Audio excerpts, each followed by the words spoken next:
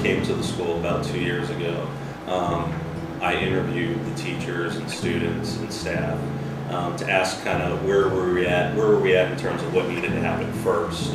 And the responses that I got from everybody was that we needed to focus on climate and culture and really get the discipline under control, and so that we could then have a focus on teaching and learning. We had a culture where there was an immediate focus on punishing the kids when they did something wrong, whether that be suspending the kids, giving detention to the kids, putting the kids out of their classroom.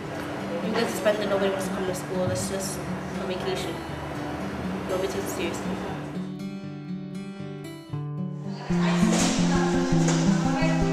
So one of the things that we adopted here at the Curley was a restorative approach to dealing with issues that came up.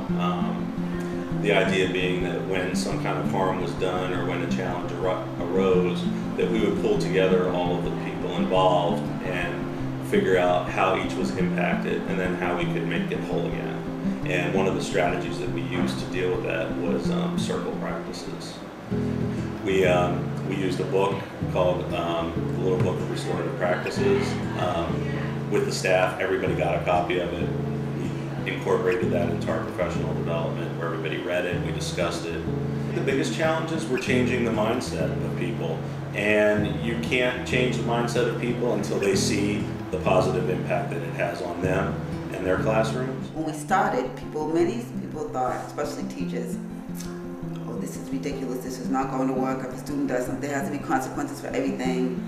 Students should get suspended if they do something wrong, if they break the code of discipline.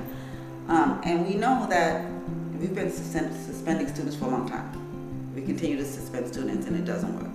So, but people were resistant to the incorporating these restorative practices. They just thought, it's just another fad that will pass. Once I started talking to Adina and attending those meetings, I really understood the importance of doing the circles into my classroom. So when it was introduced to me and when I saw the philosophy behind it, it just kind of clicked.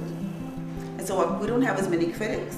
Teachers are trying it now. Those teachers who didn't want to try it before now are trying it because they see that there are some positive things happening in the class beside them. Some of our critics are now saying, you know what, I tried this in my class and surprisingly, my class is flowing more smoothly, students are nicer to each other, so there's been a transition.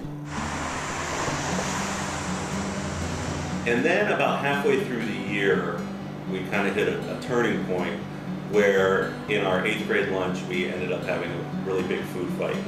I walked into the cafeteria and there was macaroni and cheese everywhere. My first reaction was to take a mop and start cleaning up. Over the course of the afternoon, I had been hearing from teachers and students that, oh, Mr. Slater's going to cancel the 8th grade promotion ceremony and he's going to, not let them get their diplomas. And there was a whole lot of talk about punishing. It's like, what's the punishment going to be?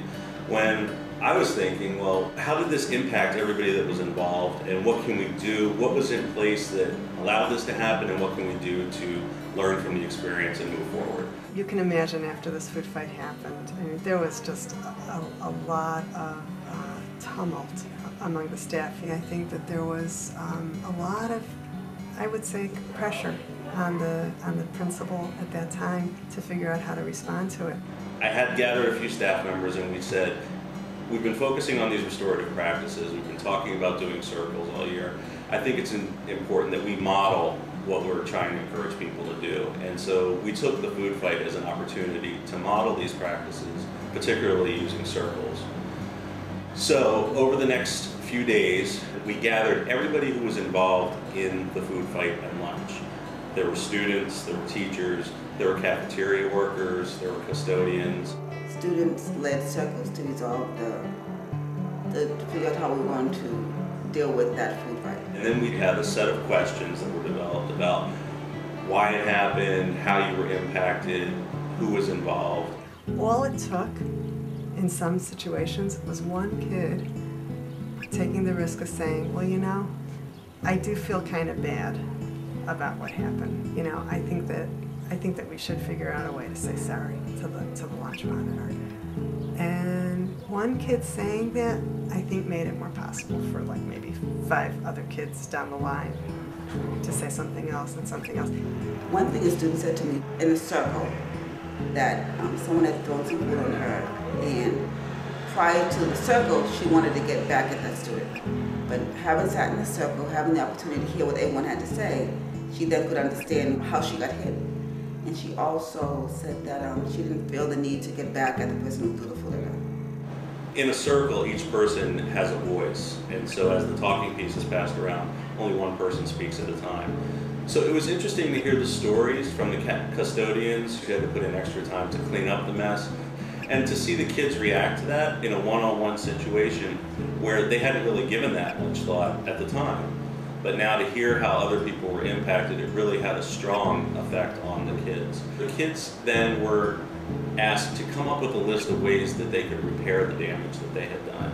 And in the end, as it turned out, they obviously did all their apologies to each person who was involved in the fight, but then they also came up with a plan where they would rotate job responsibilities for staying after lunch to clean up the cafeteria.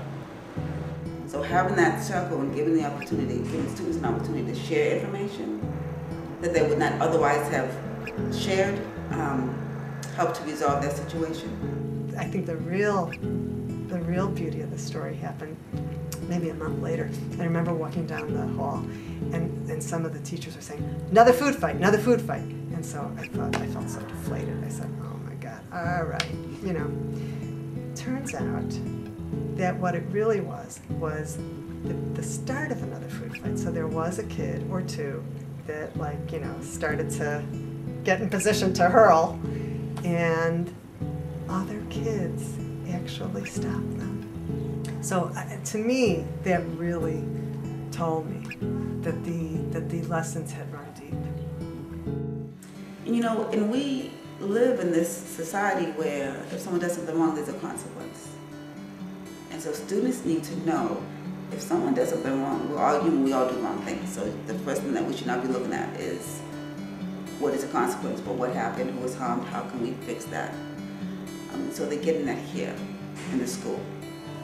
You know, we have to really think about what school is about. If school is about creating healthy, content, vibrant citizens in the United States, in Jamaica Plain, Roxbury, Dorchester, Mattapan, if that's what we're really looking for, I would say that it's important to build those relationships first and allow students to use all of their imagination and interest to guide them into what academic interests they might have. You know, one of the challenges has been teachers will say, well, how am I going to fit this in? How am I going to fit this in? Because I have academics to do, I have teaching to do. And my response is, you don't separate the two. And I could be wrong, you all might have ideas. Teachers have been looking for ways to connect academics to using circles. And so we've been really trying to be creative with ways of incorporating circles into our daily classroom routines. So it's not just about when harm is done.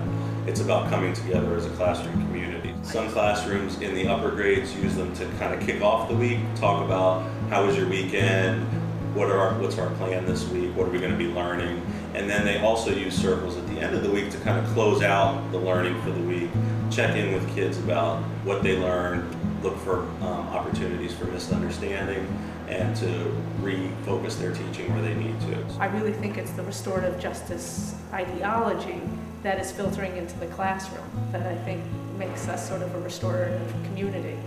Restorative practices sort of moves the classroom from being a teacher-centered place to a student-centered place.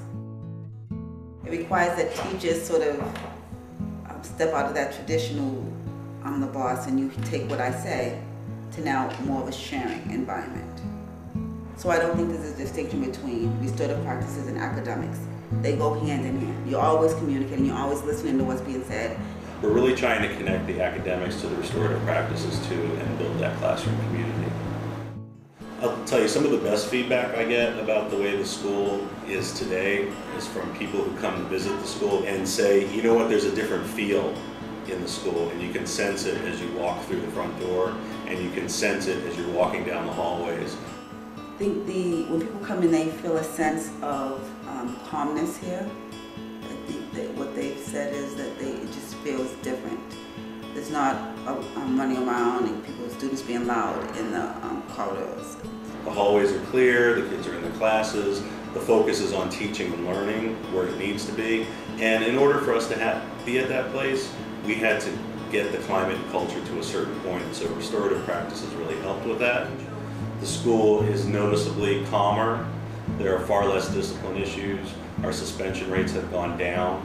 But it all centers around our students talking more to each other and to staff and just sharing, a general sharing.